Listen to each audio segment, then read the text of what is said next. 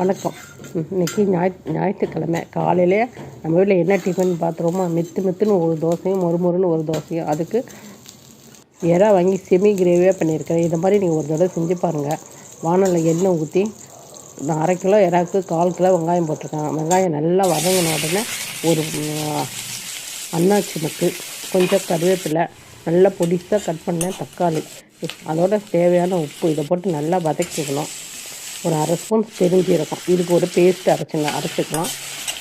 ஒரு கைப்பிடி அளவுக்கு புதினா, கொத்தமல்லி, இஞ்சி, பூண்டு, பச்சை மிளகாய், பட்டை, லவங்கம், ஏலக்காய் இதெல்லாம் போட்டு நல்லா நைஸாக பேஸ்ட்டாக அரைச்சிட்டு வரும். சோம்பு அந்த பேஸ்ட்லேயே போட்டுருந்துருக்கணும், நான் மறந்துட்டேன். இப்போ அந்த அரைச்சி வச்ச பேஸ்ட்டு இதை போட்டு நல்லா பச்சை வாசனை போகிற அளவுக்கு வதக்கி,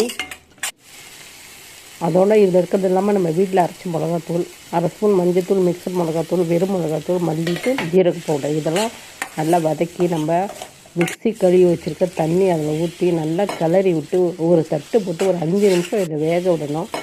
1/2 கிலோ எறாவை நான் வாங்கி நல்லா க்ளீன் பண்ணி மஞ்சத்தூள்லாம் போட்டு கழுவி வச்சுருக்கிறேன். க்ளீன் பண்ணி வச்சுருக்கேன் எறாவை இந்த வெந்துக்கிட்டு இருக்கிற கிரேவியோடு சேர்த்து நல்லா பெரட்டி ஒரு 1/4 டம்ளர் தண்ணி ஊற்றி தட்டு போட்டு மூடினீங்கன்னா எறா சீக்கிரம் வெந்துடும்.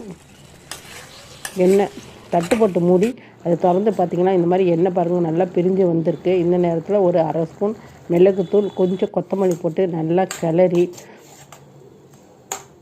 சூடான தோசையில் நல்லா தாராளமாக இதை போட்டு பிசைஞ்சு எடுத்து சாப்பிட்டு பாருங்கள் அந்த எறாவோட. இது பிடிச்சிருந்தா லைக் பண்ணுங்கள், ஷேர் பண்ணுங்கள். இது சாதத்துக்கு, ரசம் சாதத்துக்கு எல்லாருக்குமே